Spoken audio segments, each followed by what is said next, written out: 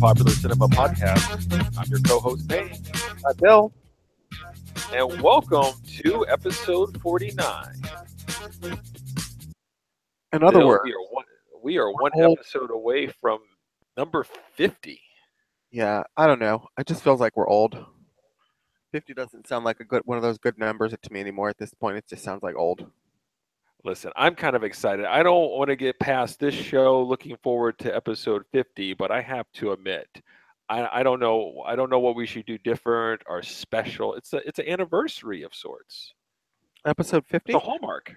Maybe we should move it up a week and do a show next week so that we can talk about all the news that'll be breaking at San Diego Comic-Con next weekend for our 50th. Oof. I don't know if my woman's going to appreciate that. She's sort of on schedule with the podcast. I don't know if she's going to go with the extra "you're taking away from my time on Sunday" crap. I How don't about know. we include her and invite her in for a in-studio guest spot? I tried that with her, but she doesn't believe she has a good speaking voice. Really? What's wrong Yeah. with her voice? Everything about her is better than anything we have, so that's fine. I Did think you she'll know be she fine. told? Did you know what she told me yesterday? That she checks off a lot of boxes. That's what she said. What does that mean? That means she knows what she's bringing to the table. I don't know if it implies that I'm not checking off a lot of boxes, but it Well, puts me on notice. when she says I check off a lot of boxes, that means, I'm cute, check. I am self-sufficient, check. Um, so she does check off a lot of boxes for you. Right. I can Now, see that.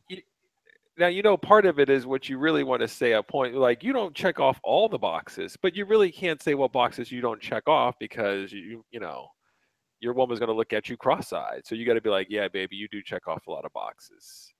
Yeah, There's a of few course she that does. That's the whole reason why you're with her, because that's why she rose above the other rankings on, your dating service that you met her through or whatever. you, wow, you're gonna say I met her on a dating service on the podcast? No one, Really? no one listens to this show, and everyone who listens to this show knows how you met her. So it's not really a surprise to I, anybody. I actually don't know if they know that. So let me get this right. At Thanksgiving dinner, along with a list of other topics I'm not allowed to introduce while having a few cocktails, I'm not allowed to mention that you and your woman met through a online dating app. So is that like commonplace now? Is that fine? That's not like the old way of like going to church or something else. Is this fine going to school? Is It's the dating 21st service? century. No one's got time to be going to church. People just sin and move on and pray that they won't burn for it. Have you seen church attendances? There's not exactly, flocking to the institution anymore. I think I check off a lot of boxes. You think I check off a lot of boxes?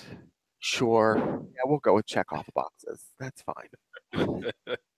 I guess that's the answer. If anybody asks you, if you're thinking about whether or not you check off boxes, you don't sit there. Now, if you were to ask me if you check off a lot of boxes, I would have to pause for a moment. Well, I'm going to tell you.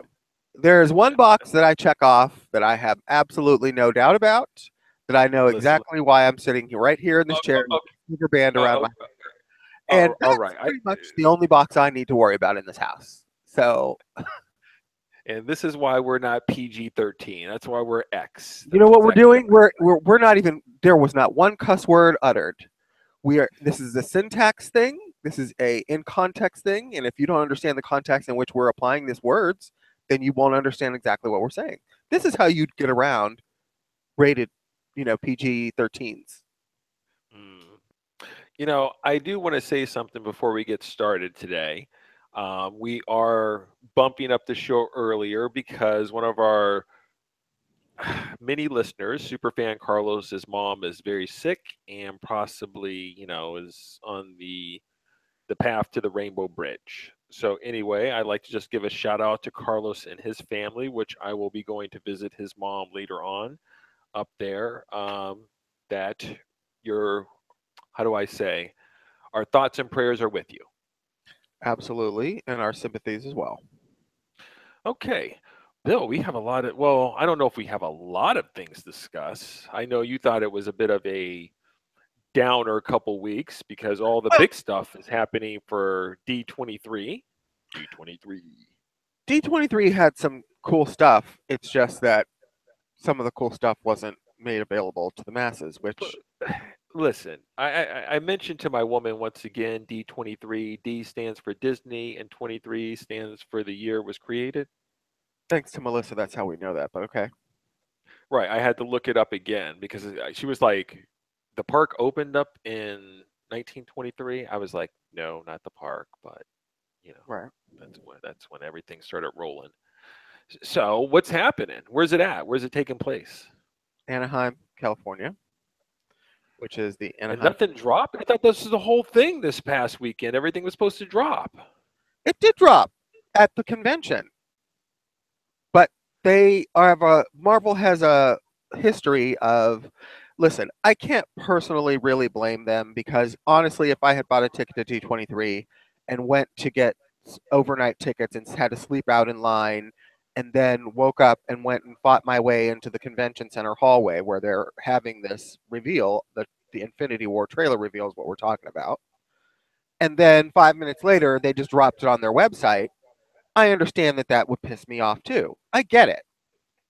But being people averse as I am, and not having a snowball's chance of hell of going to do D23, not that I couldn't, but I have no desire to be in a room full of sweaty fanboys awaiting such an event, then me and all the online fans, which there's quite a bit of frustration I think there are people expressing out there about them not dropping that trailer online because quite honestly, what really irritates me is not that people got to see the trailer because they spent out overnight and paid money to go to Anaheim and slept out and watch it, whatever. What really irritates me is the let me give you a blow by blow description of everything that happened in the trailer.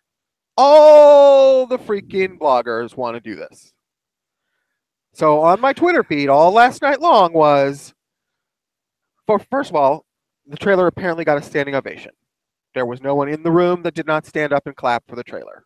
Not to Is be that a unexpected. shocker? Is that Not to really a be, not to shocker? be unexpected. Um, However, then let me give you a blow by blow of the entire description of the trailer we saw. Why do I want to read this?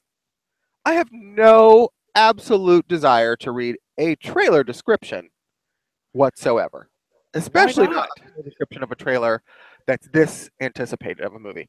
Now, listen, I'm not fooling myself. I've sat through 15 Marvel movie trailers and have not yet to be impressed by pretty much a single one off the bat. So, honestly, I'm not expecting to be blown away like these people keep describing to me by the trailer. But of course, it's still highly anticipated. It's my first glimpse of seeing the culmination of Kevin Feige, as Kevin Feige has said, of the 22 by then complete Marvel Cinematic Universe film structure, at least. So yeah, I want to see the first footage available as soon as possible. But I don't expect that I'm going to be like, oh my god, I just creamed myself. I creamed myself because their trailers just don't do it for me. Now, Star Wars trailers, since The Force Awakens, those are the ones that get me all wet and gooey. Um, but Right, you put them on some sort of loop where you're just watching them from morning, noon, and night, right, over and over, analyzing each and every frame. right. Those So and the I problem with reading, do you not trust the people and their description, or no, I just find that whatever anticipation I have about the enjoyment of seeing that first footage isn't satisfied by a person's third-hand account of it. It's just not how I want to experience that for the first time. And again, I don't expect I will be through the moon over it, but I still want to have that first-hand experience or as close to it as possible of seeing, Infinity War footage. What I'm not going to do is listen to somebody describe it to me. I'm just not. well, I'm looking at the D23 tickets. If you wanted to buy one, generally, and not the early bird special, Hmm. are you a D23 member? No. Do you know what it takes to be a D23 member? I imagine you have to sign up to join their fan club like everybody other fan club. I don't know. So, do you think that if you were to go out for a D23 expo, would you go out for 1 day or 3 days? Probably one. Okay, Probably well, since you're Saturday. a non-member, that's going to cost you $81. That's really nothing. It's really not about the money for me, as you know. It's about, first of all, the 5 hour plane ride to LA, which I'm not doing. Second of all, it's being around a bunch of freaking sweaty ass fanboys, which I just don't really want to spend my day smelling like, smelling people who smell like formaldehyde all day long. We And haven't been to a comic book convention in like ages. We right. just And you know haven't. what? When we went, it was fine. It was local. There was not that much expense involved. There was no way that we had to spend the night there. And when we were ready to leave, we just got our shit and left. That's the kind of convention I need. I guess I haven't been to one of these expos, so I shouldn't, my criticism take with a grain of salt. But I just don't know if I'm really into just sitting in a room in a chair and then watching the actors come out. And maybe I'm wrong. Maybe I could get swept up in the emotion and the rest of the people cheering and walking out on stage. It's like a propaganda machine. Maybe I might get swept up in it, but from a Well, distance, it is a I'm just pop. not interested. It's fanboy palooza, but everything. It's like going to Miley Cyrus concert or whoever the hot girl is now, Katy Perry or Ariana Grande, whatever. It's like going to one of their concerts and you get all sweaty and you buy the T-shirt and you geek out about it. There's nothing really off-putting about the event itself for me. It's really more about the hassle and the crowds of people that I can't tolerate to be around when I'm trying to get through a hallway. It's like the comic convention we used to go to here in Columbus Comic Con. Imagine that times 100. The the picture alone of that in my mind puts me completely out. Mm. You know, Listening to this conversation, I just realized I'm a bit of a private geek. I think I'm a private geek. Yeah, I would agree with that, and I probably feel the same way. When we got in those lines, we'd be in lines just, waiting around for the Star Wars films. You'd have all your other geek friends around you, and they want to discuss like geek topics. I would always shut down. I did not I want to have wasn't a group quite discussion. I wasn't quite there with you at that point, but I think I've certainly, it's kind of freaky to me that I ended up there after you because I think I am there at this point. I think I'm over the whole needing a group to um, justify or verify my feelings about something or to need that reinforcement. I think at a certain point, I felt like I wanted that communal experience, but I think you've always sort of been like anti that. And I think I've certainly crossed over into the anti that myself. Yeah, it's interesting. Okay. Well, since we're talking about this trailer description, so what you're telling me is that on your Twitter feed, which is probably the same Twitter feed as mine, and obviously I haven't gone to it today, is that there's just people going, you can't believe what happened. There was smoke rising, then all of a sudden a ship appears on the horizon. They're just going through all the Correct. details, huh? Correct. Blow by blow. Wow. All right. Well, your trailer descriptions are out for you. Mhm. That's terrible. I know what recently we were meant to discuss. How do you, I think you termed it trailer fraud. What is trailer fraud? Trailer fraud is a disturbing new trend in movie trailers in which there are shots that are composited and put together and effects added and everything, and then released in the pre release movie trailers that the directors and the filmmakers have absolutely no intentions of ever putting in the original film once it's finished. It's not a scene that's cut, that was filmed and finished and was expected to be in some version of the film, and then they removed it for time or content or whatever.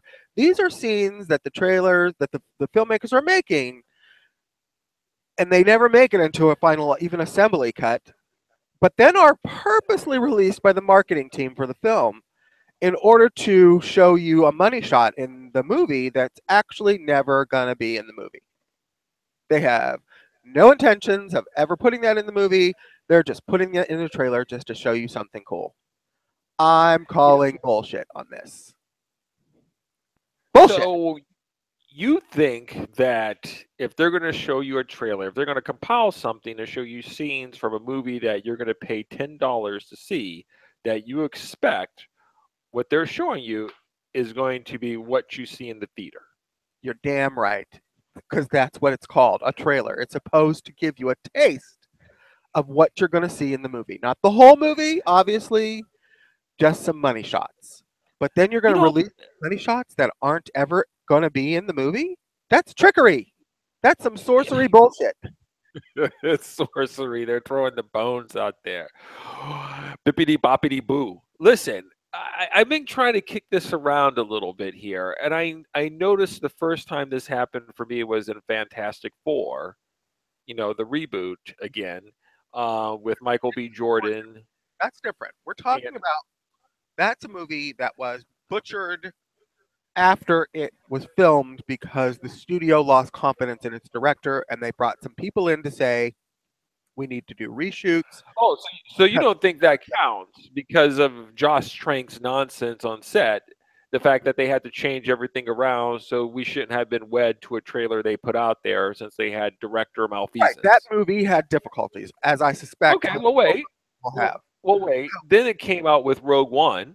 Rogue One was a scene in which, in openly, admittedly, Gareth Edwards said the scene with the TIE fighter that was in all the trailers at the beginning of the marketing campaign for Rogue One, in which Jyn goes out on that little parapet and the TIE fighter flies up right in front of her. That scene never was going to be in the movie. And he told the marketing people, I'm not going to put that in the movie. I don't think you should put that in the trailer. And the marketing people said, it's still a cool shot. We're just going to put it in the trailer because it looks cool. And I remember after watching the movie with you, we looked at each other and go, there's been some changes from the trailer. We didn't get what we expected to see. Right. There's a lot of other things with the stormtroopers in the water, knee deep in the water, that were cut. But at least with those, I think that there was some intention of ever putting them in the movie. But that TIE fighter thing, when Gareth Edwards gave the interview and said, I was never going to do that. I told them I wasn't going to do it, and they still want it for the trailer. This Bill, is I'm I'm talking. I'm really torn on this because there's a huge problem here. Right now, you have one, two, three trailers and then 15 TV spots. I mean, if I'm one of those people that has to leave the TV on or looking at the news all the time, I can practically see the whole movie by watching the TV spots and the trailers, at least all the big scenes. It kind of tires me. I rather actually almost have a separate reel of maybe this is what I might be getting to get me hyped up for the movie so I can go in unspoiled. Isn't that the whole idea why you instituted like a trailer rule that maybe you'll only watch one or two trailers because you don't want to get overspoiled? Well, right. And the idea is then remove yourself from viewing too many of the marketing materials. Stop at a certain point, 6 months, 3 months, a month, however long it is you decide, of reading articles or looking at commercials or looking at pictures on Instagram or Twitter or whatever. Just kind of avert your eyes and you'll be okay. It's You know not what? You have some sort of like the way you run your ship over there is very draconian. I consider myself to be an average person. I leave the TV on in the kitchen. I don't know. in Does the everybody bed, have? the living room, and everywhere else. So your dogs, who really don't give a fuck about the shows, can just have some sound on. Yeah, yeah. TVs Meanwhile, are on Scooty's over all there like the time. this. Meanwhile, Scooty's is like 27, 24 hours So a day, 5 days a week. So if I'm just sitting there, a TV spot will come on and they'll be like this, I am your father, Luke. It'll just pop right on. What am I supposed to do? Average person has their TV on. It's fine. Just realize you're going to get spoiled if that's how you really want it. But you don't get to see shit that's like, oh, that looks like a cool shot. That looks awesome. Even in the first trailer, which I do have a policy of watching first trailers because a lot of them come out almost sometimes now a year in advance of a movie. And I think that gives me a little bit of a taste of what I'm going to get. So I can get a little hyped. I can get a little anticipated. It's sometimes a little hard for you, even in this age of constantly getting superhero movies every few months or big Star Wars movies every year. You still kind of get a little bit like, oh, well, the wait seems like forever. So, of course, I'm going to watch some taste of whatever they're trying to eventually give me. But for them to let's cut this shit here because the reason why we're talking about trailer fraud is because we saw Spider-Man: Homecoming and a lot of scenes from the trailer were not in the movie. Am I correct? Well, there was two scenes. One no one really cares about, which is the scene of Adrian Toomes flying down the hallway of a hotel room or a hotel stairwell And okay, big deal. But the money shot that everybody saw from trailer one all the way through the final marketing campaign and in print advertisements and everywhere else they could possibly find to put it, because they were trying to let people know, hey, it's not just a Spider-Man movie, but Iron Man's in it too, is the scene where Spider-Man and Iron Man are swinging through the city together, like, you know, partners in fighting crime, like the Yeah, dynamic duo of the MCU. And sure, guess two what? for one. It ain't in the trailer because it ain't. I mean, it ain't in the movie because they never intended to put it in there. That scene was never filmed for the movie. It was composited for the commercial marketing campaign. Again, bullshit, bullshit, bullshit, bullshit, bullshit, bullshit. I mean, that scene is very cool, but that's so there's a couple of different groups of people here. There's going to be the group of people that are going to see the movie regardless of what the trailer points out. That's you. We're going to go see the movie regardless. It's in our genre, it's in our list, it's in our wheelhouse. Do Right. you think it's unfair for people who are sitting on the fence watching a trailer, deciding whether or not they want to go for the weekend of July 16th, whether or not they want to go or not? You think they have some sort of recourse? They have some sort of beef? It's legitimate? Yes, it's a legitimate beef. How are you going to show somebody something that's not ever going to be in the movie as something to draw them to see the movie in the first place? It's like those people on, let me say this again, dating apps who use pictures from high school in order to entice somebody out on a date. And then when you get to the date, they look like a train rolled over them. Okay. And Yeah, they rode we're hard to put talking away about wet. being catfish. You're saying this is some sort of trailer catfish? Yes, I'm saying it's trailer catfishing. That's exactly what it is. That it's deceptive marketing. It's false Huh. advertising. I'm gonna process this. I'm not I'm not sure where I fall out on this. I don't like to be completely deceived, but I Let's also don't really want to know all the major money scenes, because a lot of the scenes, like you see that in the trailer. Obviously, this is Spider-Man's been out for a couple weeks, so if you haven't seen Spider-Man, then maybe you shouldn't be listening here. But obviously, if you're watching the trailer where he's got that shit ass Spider Man costume on, he's on the wing of the plane, in my mind, I'm like, well, that seems like a scene, like a big time, this is how the movie's going to end scene. And I'm like, I'm already looking at it. And I go, that's great. I just don't know if I wanted to watch it now. I mean, this goes back to the days for us when we saw Batman together. Was that, what is that, 89? What year was that? 1989. Yeah. I mean, I remember vividly that I was inundated with trailers and music, and I practically knew all the lines and all the scenes before we even saw the movie. And that put a bad taste in my mouth since then.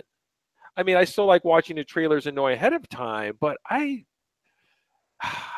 maybe they should give me So like how would you have a felt B cut, a about B cut.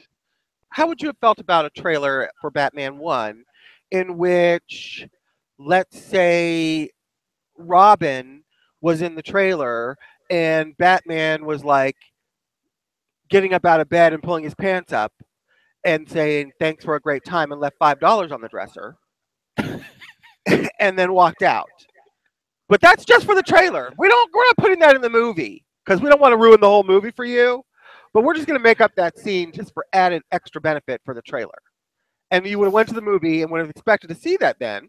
And then you would have walked out and been like, what happened to the scene where Batman was pulling his pants up and left $5 on the dresser for Robin? Listen, I don't know what X-rated theater you're going to. What is this called? Blowman? It's not Batman you're talking about then at this point. I'm just saying to make my point. Let's say there was a scene with Batman and Superman, saving somebody on a railroad train or something, okay? And then you're like, oh, that looks badass. And then you go to the movie theater and they're like, where's that Superman scene with Batman and Superman saving those people on the train? All right, Oh, I get where you're going with it, but my last question for you is: do you think this is a continuing trend, or do you think these are just blips that have happened because you've had directors that kind of fumbled shit, and that people have come in and kind of taking certain scenes or whatever else, and maybe that this Spider-Man um, catfishing, fraud, whatever you want to call it, is just a one-off, or do you Well, expect really, this it's to be not a one-off. happening more? This is the second time in 6 months that this has happened. So this, having been around these movies for most of my life, I can see these trends coming, and I'm telling you right now, I'm giving a shout out to Warner Brothers and Disney and Paramount and Marvel Studios and everyone else within earshot. Knock it the fuck off. Okay. You know what? I haven't played a sound in forever, and so Shame. Shame. Shame. That's right. all right, Not fair happy. enough. So Okay. Well, Bill, let's see here. Let me cross off my list. By the way, speaking of Disney here, before we get into Spider-Man, I saw Beauty and the Beast yesterday.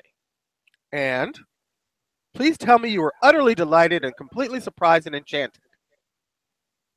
Um, no, I don't think it really counts for me watching it because I start to fast forward. I think the movie is Oh, two I hour can't. and nine. I can't. I can't.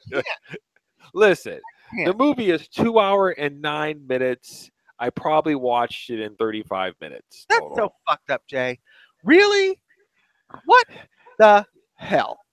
You know what? I tried to give it the college try. I really did. I put it in. I would have more respect for you if you said to me, Bill, I watched 35 solid minutes of it without skipping a beat, and I'm perfectly willing to tell you it's not my bag. It got popped out and I put it back in the case. I would rather have you do that and more respect for you for doing that than you go, oh, there was a lull scene where Belle came down the steps in her fucking frilly dress, and I was like, oh, God.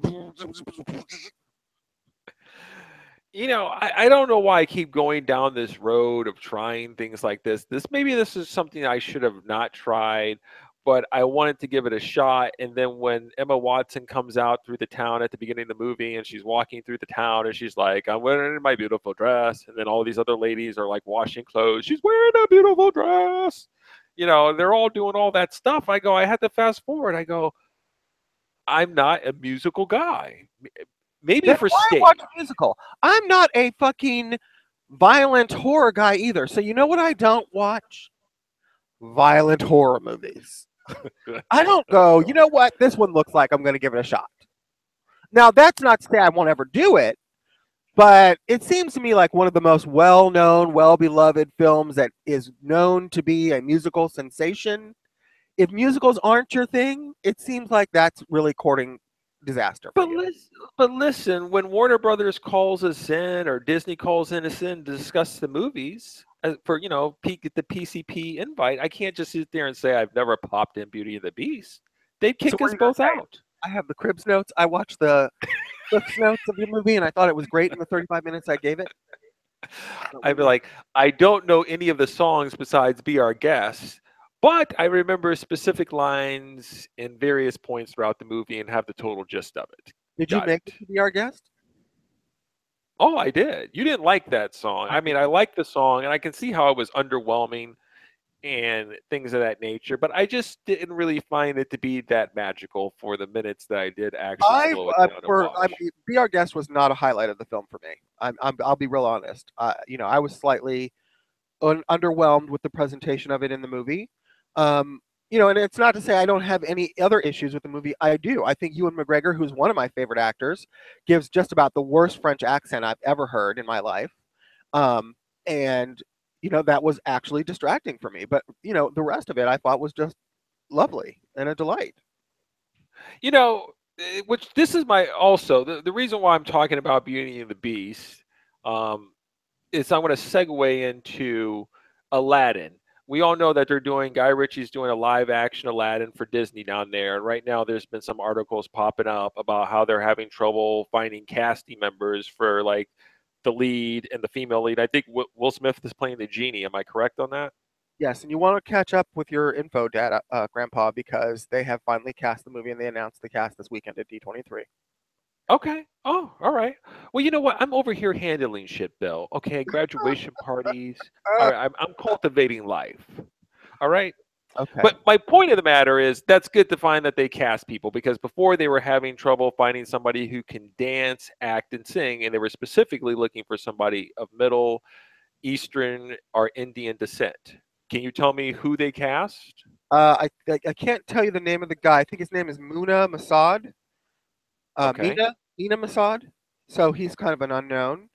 But Naomi, I believe it's Smith or Scott, who you will recognize from the Power Rangers movie you just unfortunately sat through. She was the Pink Ranger. She's Jasmine. Oh, oh, good for her. Good for her. At least she's being rewarded for starring in a trashy movie, a terrible movie. Which I'm gonna get. That's like one of my worst movies of the year, by the way. Power Rangers, Well, the I don't movie. disagree, But but I guess my point of the matter is, after I was watching Beauty and the Beast, and I knew that the troubles that they were having with Aladdin, my point to you is that those actors, who are all those? You got Emma Watson, Dan Stevens, Luke Evans. Who plays Luke Evans's sidekick? I believe it's Josh Gad. Yes, right. You had all these people in there, these actors, Ewan McGregor, and I go, they all can't sing. Some of that has to be auto-tuned. Am I correct? No, they pretty much sang on their own. No, I can't. Really? They're all triple threats? They're all J-Los?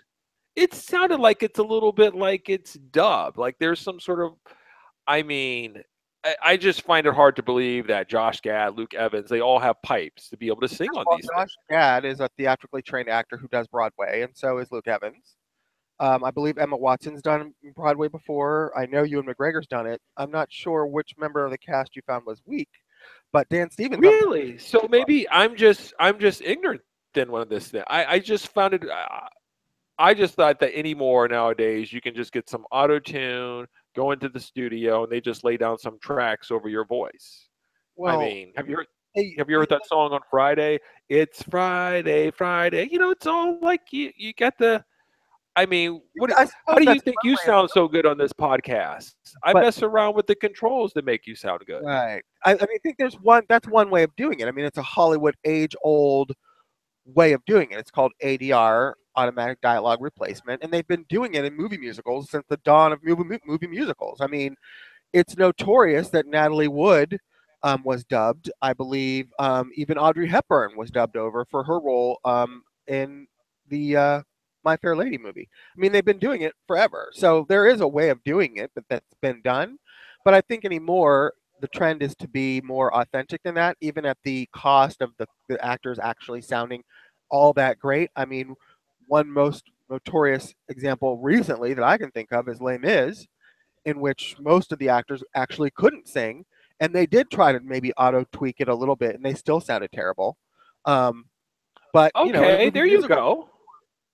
in a movie musical, but the impetus or the reason for doing it is because they're trying to be somewhat more authentic to the performance of the actor, not necessarily of the performance of the music.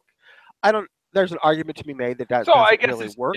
it's just a matter of where you're going for. If you're going for something more like we really want this to be, well, what use your word authentic, then I see the problem. But it's not like if you wanted to go a different direction, then you just can't tell me that you just can't fire up the machines to make it sound They better can, but that's not the to trend. mask. And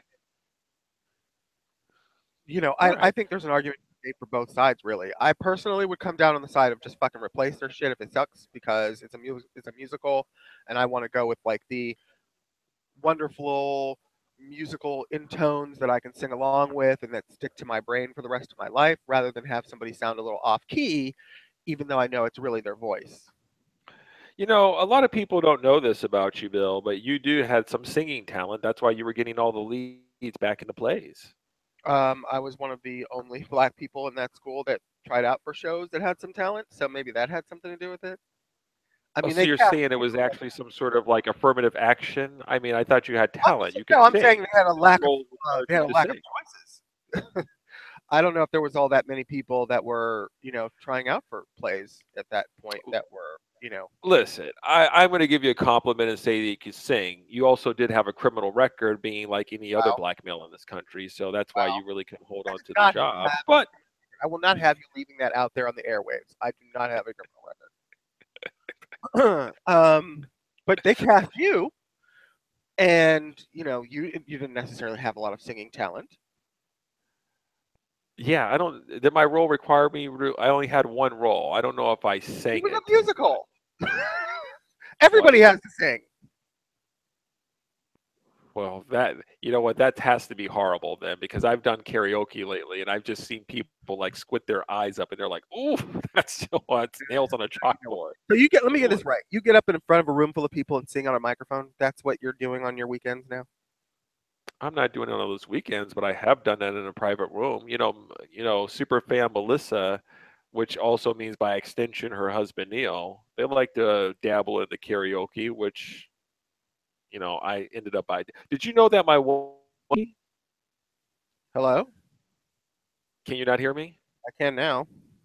Yeah, I don't know. I think I stopped moving my mouse and then shut down. But anyway, my woman did some karaoke and she can sing. She's got some pipes on her and she wasn't shy about it. The thing about it is you got to have a list of karaoke songs ready. You got to have like your go-to list, songs that you can do well and that you can break out. And I've been still trying to compile my list of songs so I could just be like, "Oh, okay, I guess I'll do something." And then I'll break out something and then like slay the whole room. These are at least my fantasies and my dreams of doing that. Do you have a list of songs that you have a go-to? I don't think I've ever done karaoke. So, Really? Are you open to it? not really. Wow. It, Okay. it seems like a thing that people would do who don't have any singing talent, or history of singing, so So that, you're too good for it, then is what you're saying. um, yeah, I think if I'm going to do something, it's going to be on a stage. Yeah, I think so. All right. It's a bit of a stage. Anyway, keeping it Disney related, Bill. I mean, before we started the podcast, I just watched Ava DuVernay's Wrinkle in Time Morning. trailer. You want to get That just what? you want to get the sister's name right. What did I say? Duvernay? What did I say? Duvernay? Yeah. Yeah, who cares? Okay. Who cares? All right. Um, Well, let me say this. I don't want this trailer to play here while I'm pulling it up here. All right. We know that this is based on a book by Madeline L'Engle's timeless classic, which takes audience across dimensions of time and space, examining the nature of darkness versus light and ultimately the triumph of love. It stars with the American filmmaker Ava DuVernay. okay. She also did Selma, I Will Follow in Middle of Nowhere, as well as episodes of Queen Sugar. The screenplay is written by Jennifer Lee, Wreck-It Ralph, Frozen, and Zootopia. And I think it's got Oprah Winfrey up in there. It's got Reese Witherspoon. It's got our boy Wonder Woman's Chris Pine, Zach Galifianakis, Bellamy Young. It's got a whole bunch of people up in there. Bill, the trailer just dropped this morning. What did you think? I remember Wrinkle in Time, the book from St. Edward's School Library. I remember when we were like in fourth or fifth grade or whatever. I remember it was like all the rage that all the girls in class were reading this book, and that Get it out was of like, town. Really? it was a highly recommended young adult sort of, Beverly Cleary kind of hype kind of thing. Like, you have to read this book, sort of like I wasn't C.S. reading Lewis. that shit. Well, I didn't read it either. I just remember it was a big deal to have read it at the time. Okay. That being said, it's smart of the studios again to find these properties that are well known and beloved in order to adapt them to motion pictures, because no one's going out to see basic shit that's been, created from whole cloth anymore. The trailer I found to be somewhat basic, and I don't know why I feel that way. I just kind of feel like it looks a little bit like what do I want to say? From what's that Jennifer Lawrence trilogy of books? Hunger Games?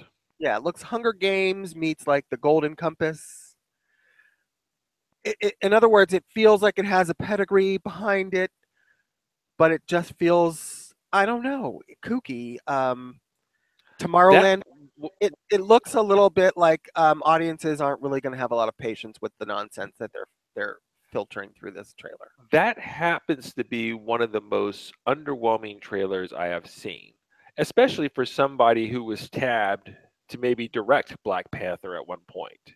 And so I'm assuming the fact that they hired her to do Wrinkle in Time, that there was going to be some sort of like unique creative vision. Like I'm expecting to see something on the scale, to be quite honest with you. Maybe I'm wrong for having these expectations, sort of like a Lord of the Rings type of thing, that it's going to have an epic type of feel and that it's going to be a must see. What I did is I just watched it 2 minutes and I looked like that. This is something I might have watched on the CW or Sci Fi channel. No offense. Oh, I don't no know if I offense to go those there. channels. It does look like it's got some kind of Oh, money they threw it, behind. there's a lot of cheese there. You've got Oprah Winfrey wearing that outfit. It just looks like low rent. I'm sorry. I think just because it's cheesy doesn't mean low rent. I think you're cheesy, right? I don't know about low rent. I do think it looks like they spent some money on it. I don't think it looks like it came off of Sci-Fi. I've watched stuff on Sci-Fi, and it looks like it cost $10. I think this The movie. looks alone, not to mention the dialogue and what I perceive to be lackluster acting as well as the characters. I'm sorry, it looks like it's made for 9-year-olds. Well, it might be made for 9-year-olds. I think the book was made for young children. Young adult novels is what they're based on. So Okay. that might Well, be. if they're making it for children, then kudos, you made it for children. And I guess maybe they'll get their kids to go along with their parents, but I don't know if they're going to get the college students as well as anybody in the 30s or your old ass to go see this damn movie. Well, it's not going to be on my A list. It's not going to go on the super movies plotting out graph that we have for the next 5 years. But Got that damn right. will I absolutely not see it? At this point, I'm intrigued by the whole idea of it, but I don't know if I'm really needing to rush out to see it. I don't know. I'm gonna probably put it Oh, maybe 60-40 not to go see to see category area.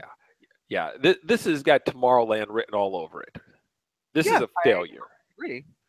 I think I would applaud Disney for, I mean, they did Narnia, and that turned out, in my opinion, I love that movie.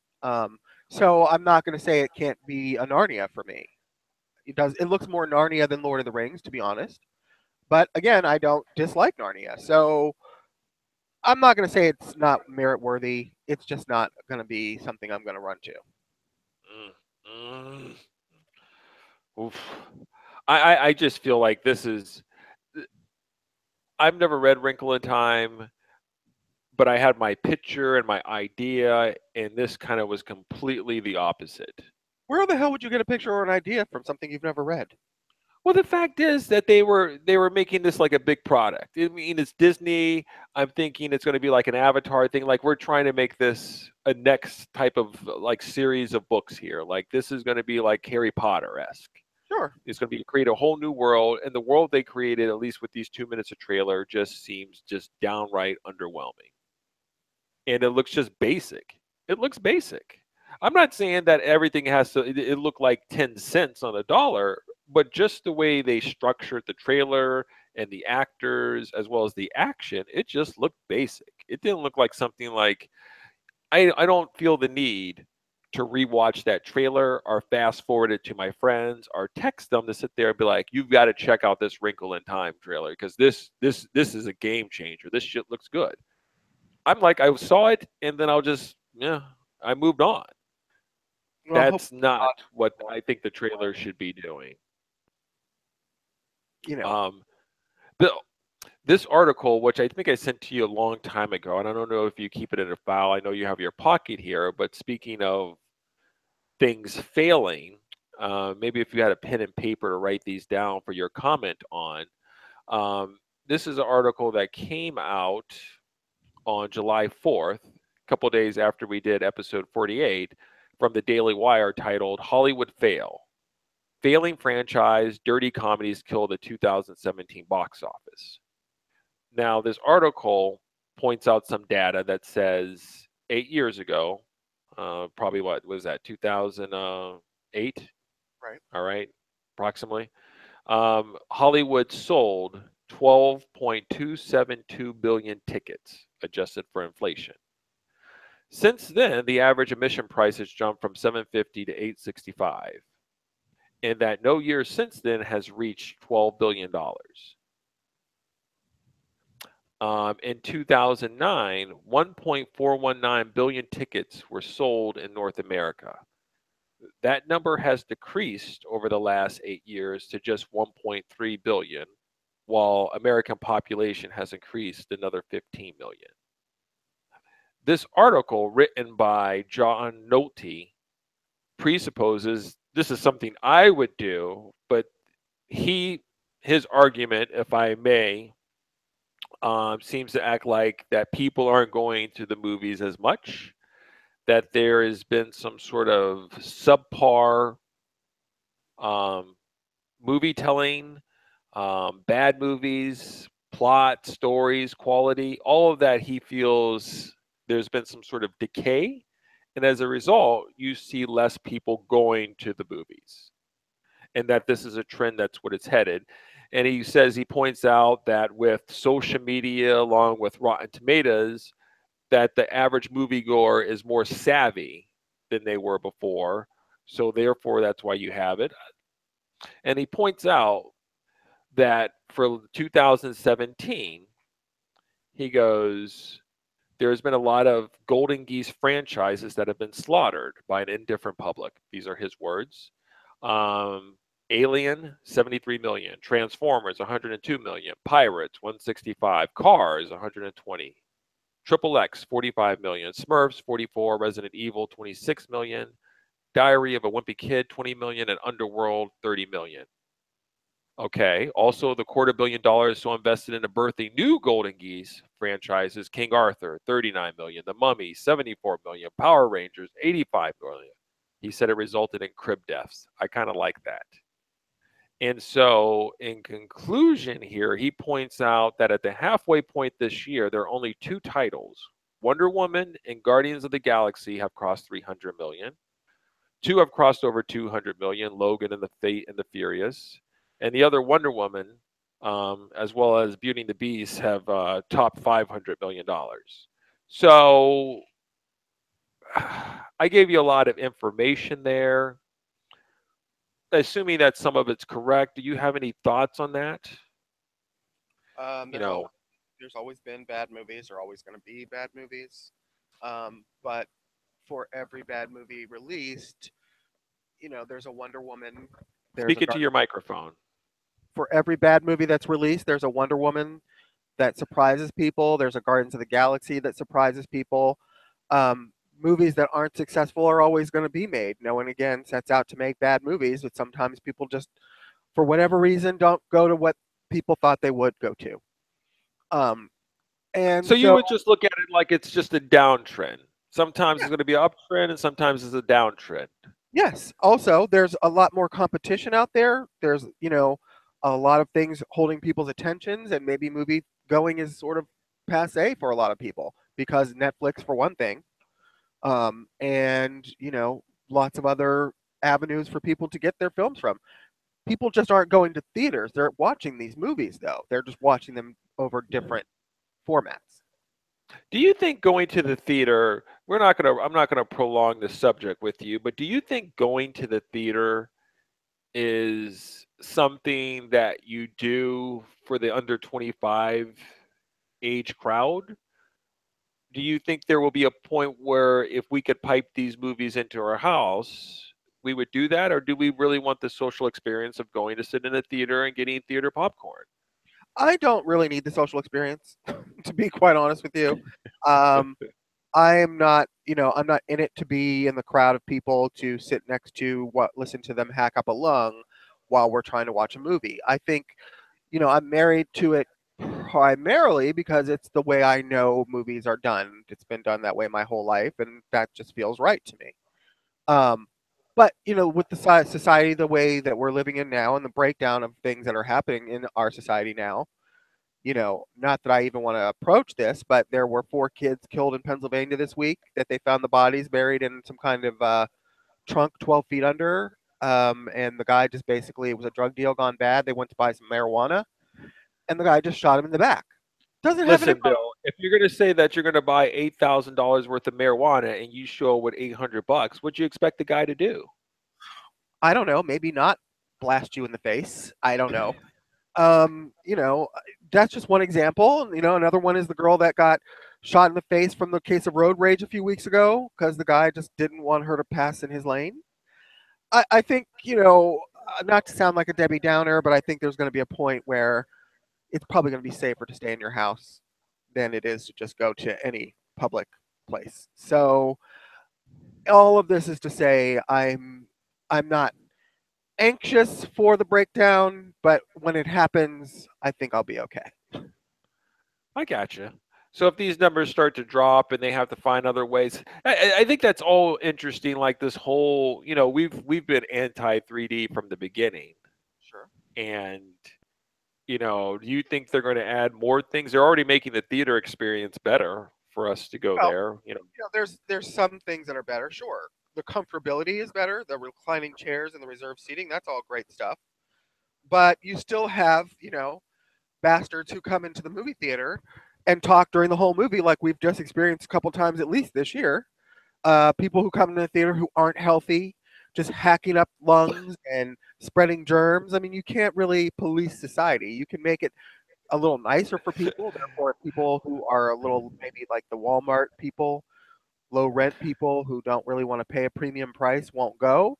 But you know, we've talked about this before. There are other ways. You know, if they did like an all healthy people only theater showing of, you know, no phones allowed, no crips, no no like, you know, lepers allowed, I'd pay a premium for that. that's so fucked up. That is so fucked up. You're just gonna have a one theater that's just gonna be like healthy only, and then the other theater will be like enter at your own Yeah, risk. listen. I mean, I'm not to say I'd probably qualify for some of those. They might have like a weight limit in one of those healthy people shows, and I'll have to get on the scale and they'll have to be like, we're going to need you to buy 2 tickets. Okay. I mean, I'm not saying I'm excluded. I'm just saying, you know, I Bill, might Bill, some of Bill, did you bring the credit card for the tickets?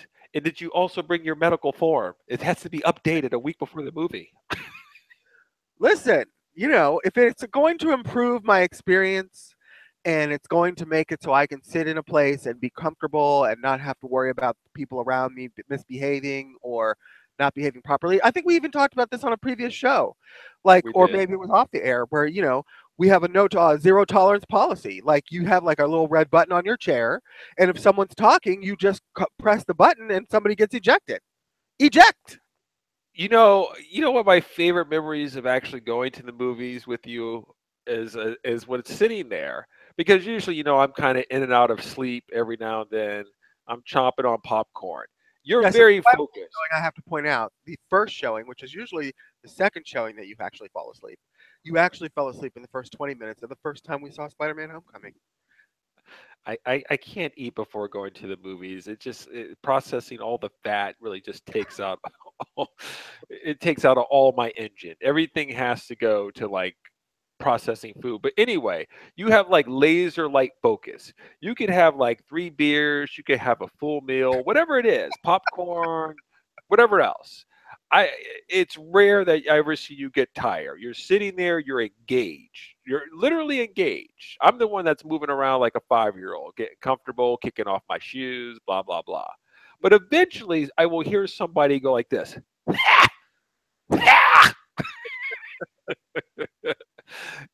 They'll cough once or twice, and then all of a sudden I'll see your head turned aside, like you're trying to locate who this person is, and that you're trying to send them some vibes of stop the.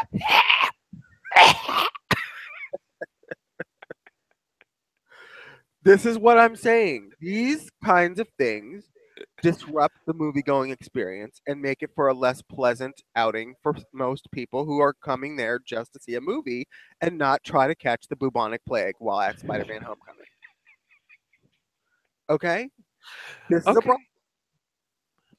If All right. you Well, can't sit in public for 2 hours without coughing up a lung, I think that you should not be allowed in. Maybe they'll have you're right. special showings. They'll have like showings for people that have contagious diseases. So they can all just go in there, and then when the movie's over, they can just shut it down for like a day because it's all the whole theater's just nothing but people that have contagious diseases. They'll have like that. You'll have to put on those robes when you go by, like when you go to a hospital and they make you put on those yellow robes and the gloves and the masks. When you go in there, that's what the people will be wearing when they go in to clean up after the show. Okay, that's fine. That's fine. That's showing because we understand that you're going through some health problems. How about we give you like an unhealthy discount, 50% off, but you have to go in and you have to be a sicky person. You can't just go and be a normal, because the normal people go to the other theater in which you can't get in which they pay extra so they don't have to sit next to your coughing, hacking ass. Yeah, I can't with you. So basically, what you're actually saying is that the movie industry, less and less people are going to start going, and that these numbers are going to continue to drop. That's I what's think going to I think what's going to happen is the same thing you have with the soap operas. Okay, basically, and it's already happened really to some extent. There used to be 12 soap operas on the air. There are now only 4 left. But the ones that are the 4 ones left that are still standing are holding their own. They're doing pretty well because, they've sort of whittled out the wheat from the chaff or whatever. That's probably what's going to happen to movie theater. And again, it's already happened. There are no more mid-range movies. There are no more art house films. There are just giant blockbusters that occupy the space. And those are the people that are still standing. I think it'll probably become even, once we reach maximum superhero saturation level, whenever that is, we know it'll happen one day. Then the wheat's going to start pulling away from the chaff again, and you're going to have probably a smaller. You're not going to have 10 superhero movies come out in a year for very long.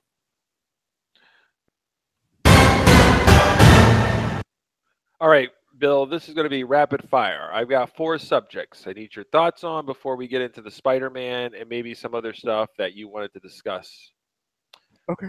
Quentin Tarantino's going to be doing another movie. Did you see that? I did. I'm puzzled by it, to be honest with you. I don't know. I'm completely puzzled by it as well. I don't know whether the Manson murders really fits the Tarantino style. I'm completely. I don't know how this works because we've already known this story. There have been movies made on it, and his style. I just don't know if it really. He's better off creating something original than replaying a dark time in history. Well, it's not that. I mean, I think Well, that's a problem for me. the problem for me is I don't really see much opportunity for there to be this sort of tongue-in-cheek, long soliloquy, speech-giving characterizations that are quite common in Quentin Tarantino's screenwriting. I don't know if there's a way for him to sort of be snide and snarky and still serve a story that's one of the darkest chapters in American history without making it sort of like a hipster. Are we going to really make somehow Charles Manson cool when he actually does give a speech? I mean, is Charles Manson going to give some kind of like badass speech where you go, yeah, like Samuel L. Jackson does in his movies? And, I don't know if that really fits this type of story that this is.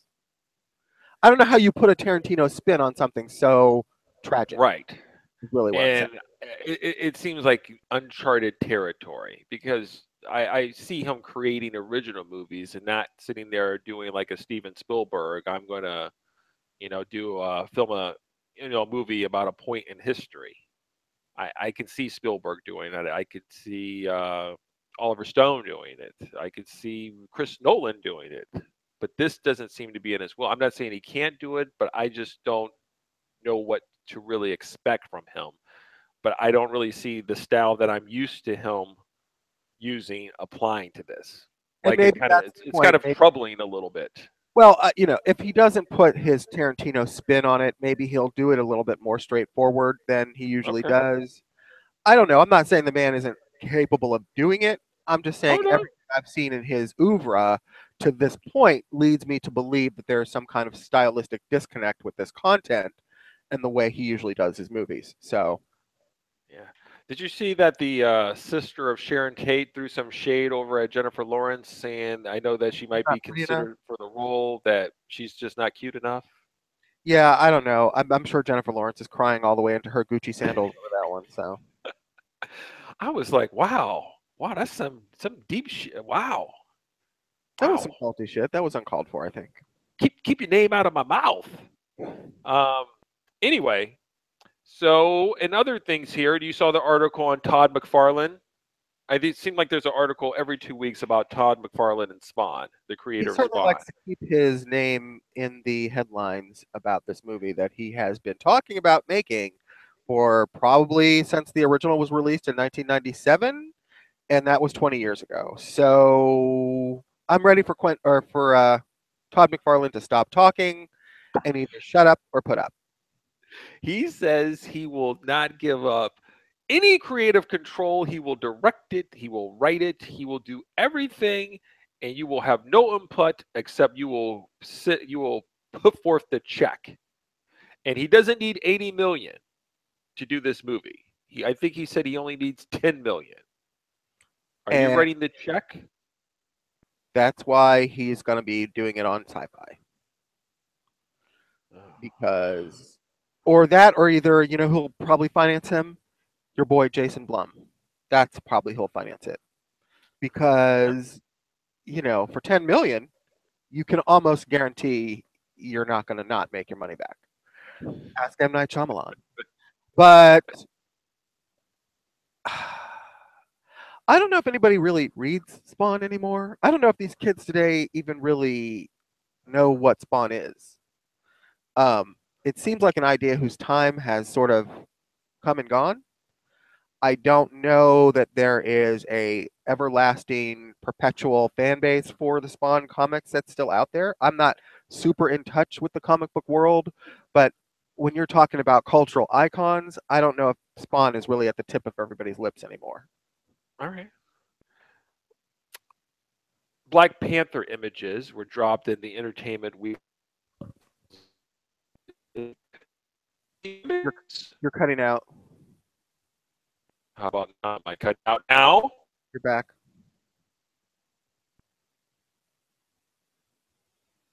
Hello? Hello? Hello?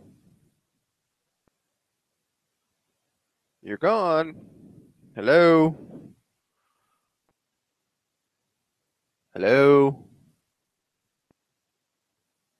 Hello?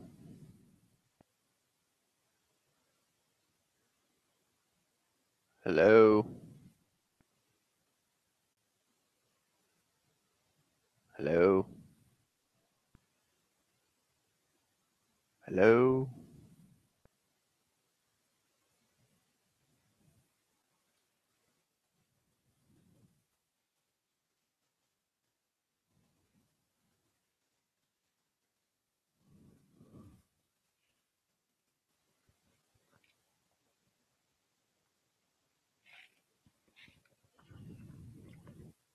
Hello? Hello?